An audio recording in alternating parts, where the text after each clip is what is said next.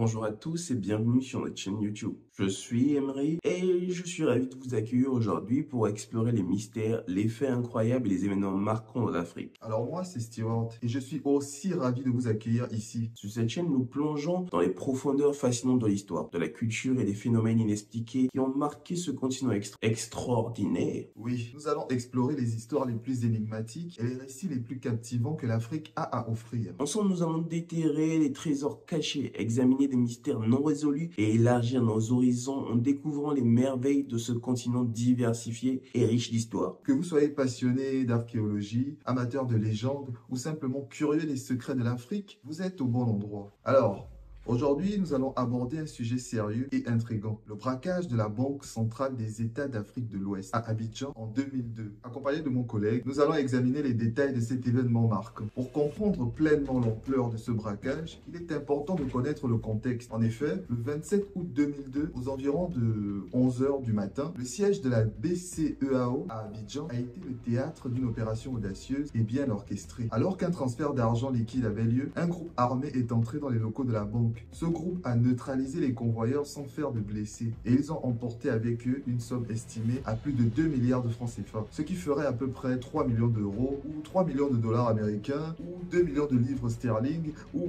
Non, ça suffit, c'est bon. Suite à ce braquage, une enquête intensive a été menée, aboutissant à l'arrestation du principal suspect, Sia Popo Prosper, à l'aéroport de Ouagadougou, capitale du Burkina Faso. Prosper, un ancien agent de sécurité de la BCEAO, a avoué sa responsabilité dans le braquage et a refusé de divulguer l'emplacement du butin. Mais il vaut mieux vous expliquer en détail l'arrestation de cet homme parce que c'est franchement digne d'une série Netflix. Oui, alors plongeons dans les récits captivants de Béatrice Shannon, une officière de police à l'époque dont le dévouement et l'intégrité ont conduit à l'arrestation d'un des hommes les plus recherchés d'Afrique de l'Ouest. C'était un après-midi de samedi comme les autres à l'aéroport, jusqu'à ce que les formalités d'embarquement pour un vol Air France débutent. En tant que bras droit du commissaire, Béatrice Shannon est sur le qui-vive, prête à intervenir en cas de besoin. Ce jour-là, le destin avait décidé de mettre un défi sur son chemin. En effet, Enoch Sorgo, le chef de la brigade de recherche de l'aéroport, s'approcha d'elle avec un passeport entre les mains. Il s'agissait d'un passeport ghanéen avec un visa Schengen falsifié. Sans hésiter, elle ordonna le blocage du document et la cessation du voyage pour le détenteur du passeport. Elle indiqua poliment que son périple prenait fin ici même et lui demanda de se présenter à son bureau le lundi suivant pour éclaircir cette affaire. Lundi arriva. Alors qu'elle se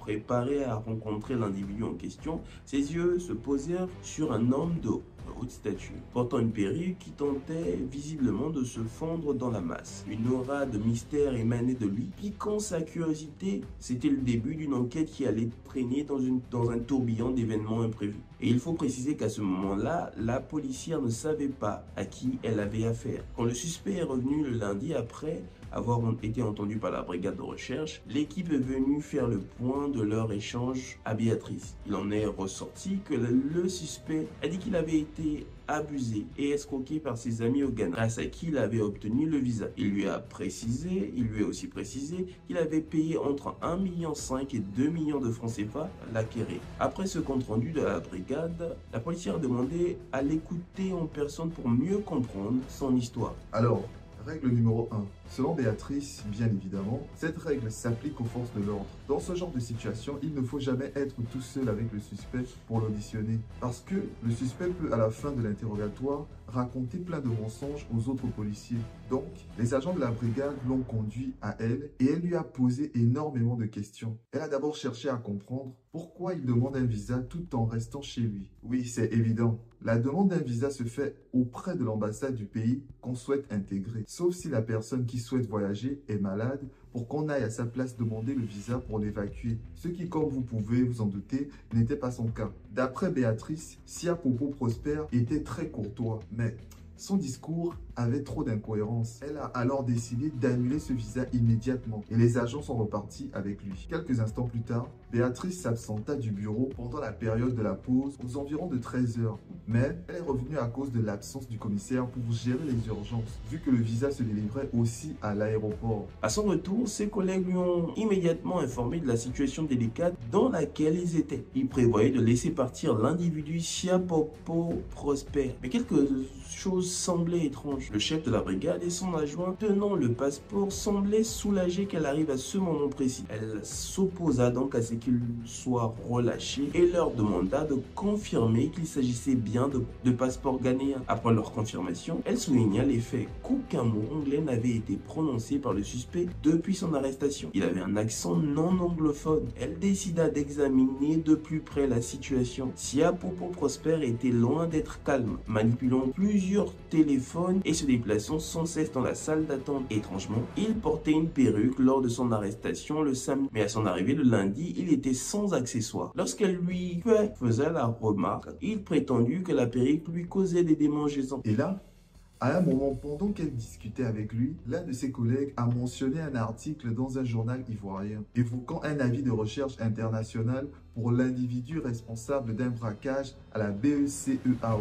Ils ont retrouvé l'article, confirmant que Sia Popo Prosper était l'homme recherché. Cependant, la photo ne correspondait pas à la description physique de l'homme devant eux. N'ayant pas pu contacter le responsable de la direction centrale, ils ont fait appel à Interpol, mais eux aussi étaient dans le flou. Face à la gravité de la situation, ils ont donc fouillé les bagages de l'individu en présence d'Interpol et évidemment, ils ont découvert sa pièce d'identité ivoirienne et une somme considérable d'argent. Ce qui a rendu la situation encore plus étrange, c'est que plusieurs personnes de l'aéroport semblaient soutenir l'individu. Des porteurs de bagages jusqu'au personnel d'enregistrement, tous semblaient être à son service. Certains qui connaissaient Béatrice ont même demandé des explications sur son arrestation. Un sireur a révélé qu'il distribuait de l'argent à ceux qui lui rendaient service depuis son arrivée.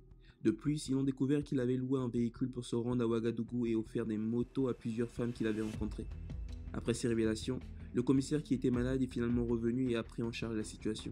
Sia Popo Prosper a été amené au camp CRS de Dassogo. Quelques jours plus tard, un vol spécial est venu le chercher. Enfin, la BCAO a récompensé la police nationale pour avoir arrêté cet individu.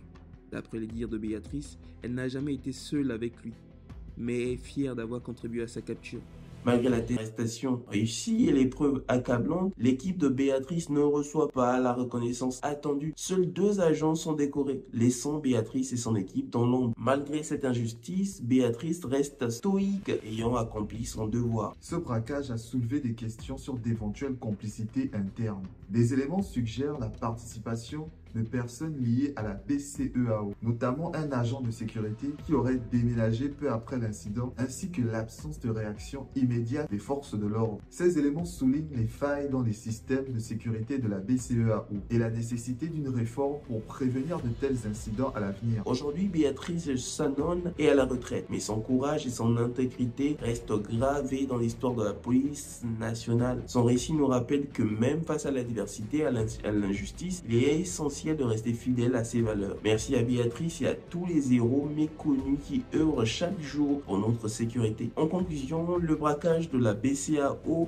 à Abidjan en 2002 reste un événement marquant illustrant à la fois l'audace des criminels et les défis auxquels sont confrontées les institutions financières en matière de sécurité. Nous espérons que cette vidéo vous aura permis de mieux comprendre cet épisode de l'histoire. C'était l'effet domino. On se retrouve la semaine prochaine pour une nouvelle vidéo.